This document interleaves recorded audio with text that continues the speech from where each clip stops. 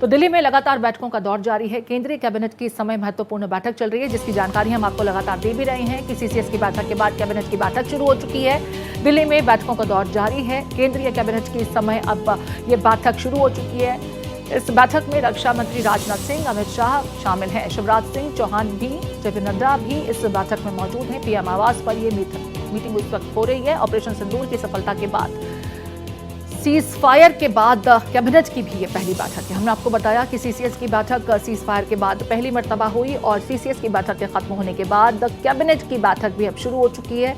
Operation सिंदूर की सफलता के बाद ये बैठक हो रही है। तो देश के आंतरिक हालात हैं और जो वर्तमान में स्थितियां हैं उसे लेकर के इस बैठक में चर्चा की जाएगी। आपको बता दें, सीसीएस की बैठक के खत्म होते ही कैबिनेट की बैठक शुरू हो चुकी है और मुझे लगता है कि इस बैठक के बाद एक ब्रीफिंग भी होगी। लगातार भारत सरकार की तरफ से लगातार जो ताज़ा घटनाक्रम है उसे लेकर के जानकारी भी साझा की जा रही है। लगातार प्रेस ब्रीफिंग्स हो रही हैं। कल एमईए की बैठक हुई थी, एमईए की ब्रीफिंग हुई इसके बाद में, जिसके बाद लगातार जो डेवलपमेंट्स हैं, जो सवाल हैं, उनके जवाब भी भारत सरकार दे रही है। और इस बीच कैबिनेट की बैठक में क्या कुछ चर्चा चल रही है, इस बड़ी खबर पर नजर बनी रहेगी। आपको बता दें, इस बैठक में प्रधानमंत्री नरेंद्र मोदी के अलावा रक्षा मंत्री राजनाथ सिंह, केंद्रीय गृह मंत्री अमित शाह के अलावा शिवराज सिंह चौहान और जेपी नड्डा की भी मौजूदगी है।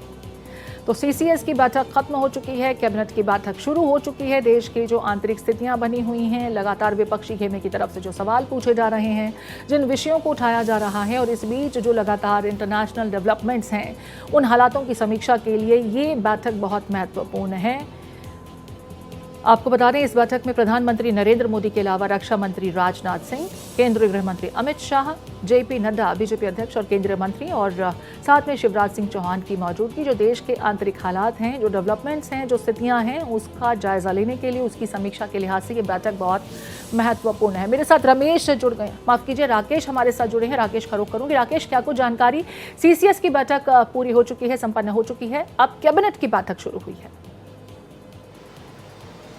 जी बिल्कुल, देखिए सीसीएस की बैठक खत्म हो चुकी है, चूंकि उसमें चर्चा हुई कि आखिरकार अंतर्राष्ट्रीय बॉर्डर पे क्या स्थिति है। इसके बाद अब केंद्रीय कैबिनेट की बैठक जारी है, जिसमें प्रधानमंत्री भी हैं, रक्षा मंत्री भी हैं, गृह मंत्री भी हैं, जेपी नड्डा भी हैं। तो इस पे जो है क्या होगा कि जो स्थितियां हैं इसमें फ़िलहाल इंटरनेशनल बॉर्डर की, जो सीसीएस में चर्चा हुई है, उसको लेकर के बातचीत होगी। स्थिति क्या है इसको लेकर के बातचीत होगी। इसके बाद जिस तरीके से भारतीय सेना ने अपने काम को अंजाम दिया, जिस तरीके से एयर स्ट्राइक की, ये तमाम चीज़ें जो हैं वो प्रधानमंत्री के समक्ष भी रखी जाएंगी। इसके बाद प्रधानमंत्री का जो धन्यवाद दिया जाता है वो दिया जाएगा। चूँकि अभी जो है केंद्रीय कैबिनेट की बैठक चल रही है, इसके बाद जैसे ही खत्म होगी तब स्थितियां स्पष्ट और होंगी कि आखिरकार राकेश, यहाँ पर अब सवाल खड़ा होता है कि विपक्ष के जवाब कैसे सरकार देगी, क्योंकि देखिए अब ऑपरेशन सिंदूर खत्म हो चुका है और मैं ये कहूँ पॉज हो चुका है, गलत नहीं होगा, लेकिन फिलहाल स्थितियां अभी सामान्य दिशा की तरफ बढ़ती हुई नजर आ रही हैं। विपक्षी खेमा लगातार कई मुद्दों को लेकर के सरकार को घेरता नजर आ रहा है, खास करके ऑपरेशन सिंदूर को ही लेकर के कई सवाल हैं। हमने कांग्रेस पार्टी को देखा था, अब उसका जवाब भी कैसे देना है। हालांकि एक तरफ बीजेपी की तिरंगा यात्रा जो जन जन तक ऑपरेशन सिंदूर के बाद सेना की कामयाबी को पहुंचाने की कोशिश कर रही है, लेकिन जो आंतरिक राजनीतिक स्थितियां हैं उसका भी सामना करना है, उसके भी जवाब देने हैं, और विपक्षी खेमा लगातार हमलावर है। मुझे लगता है कि इस बैठक में उसको लेकर के भी चर्चा हो रही होगी। देखिए, विपक्ष लगातार जो है वो सवाल उठा रहा है। हालांकि आपने देखा होगा कि जिस तरीके से एयर स्ट्राइक हुई, पूरा विपक्ष जो है वो भारत सरकार के साथ खड़ा था, भारत की सेनाओं के साथ खड़ा था। साफ तौर पे कहा गया कि देखिए हम भारत की सेना के साथ खड़े हैं। तो विपक्ष का ये काम है सवाल पूछना, वो सवाल पूछेगी और सरकार जो है पूरी तरीके से तैयार है उनके एक एक सवाल का जवाब देने के लिए। चूंकि केंद्रीय कैबिनेट की बैठक चल रही है, उसमें तमाम तरह की चर्चाएं होंगी और इसके बाद जो विपक्ष सवाल पूछेगा, हो सकता है कि देखिए विपक्ष की तरफ से ये भी कहा जा रहा है कि संसद का स्पेशल सत्र बुलाया जाए, बार बार मांग की जा रही है जी। तो तमाम तरह के ऐसे सवाल हैं, इस पे सरकार का क्या स्टैंड होता है। केंद्रीय कैबिनेट की बैठक चल रही है, इसके बाद सारी स्थितियां जो है वो स्पष्ट हो जाएंगी। चूंकि सीसीएस की बैठक खत्म हो चुकी है और केंद्रीय कैबिनेट की बैठक चल रही है, तो वो तमाम चीज़ें जो हैं वो डिस्कस की जाएंगी। जो इस दौरान जो भारत पाकिस्तान के बीच तनाव था, जब था तो वो तमाम स्थितियां चर्चा की जाएंगी। तो साफ तौर पे कहा जा सकता है कि इसके बाद सारी चीज़ें स्पष्ट हो जाएंगी कि ठीक है, जो आखिरकार रणनीति केंद्रीय होती है, कैबिनेट जो की पॉलिसी बैठक होती है, जो चल रही है, स्ट्रैटेजीज होती हैं, वो इस रणनीति- बैठक में डिसाइड की जाती हैं, तय की जाती हैं। जैसा कि आपने जिक्र किया कि सीसीएस की बैठक हुई, उसमें जो ताज़ा सुरक्षा के लिहाज से जो हालात बने हुए हैं उसके बाबत मंत्रणा की गई, चर्चा की गई। जाहिर है एलओसी और जो सीमावर्ती इलाके हैं वहाँ की सुरक्षा को और कैसे बढ़ाना है, और जो ये स्थितियाँ थी इसके बाद हमें और क्या कुछ करना चाहिए, किन विषयों पर खास फोकस करने की ज़रूरत है, मुझे लगता है उस पर चर्चा हुई होगी। और उस पर चर्चा होने के बाद कैबिनेट की बैठक में उसे लेकर के रायशुमारी डेफिनेटली हो रही होगी।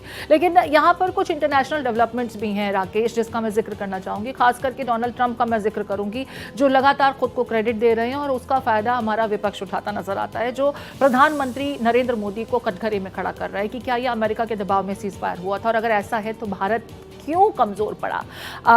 खाड़ी देशों की तरफ भी जब वो जाते हैं यात्रा पर तो वो खुद को फिर से श्रेय देते नजर आते हैं कि उन्होंने दो देशों के बीच में युद्ध को रुकवाने का काम किया।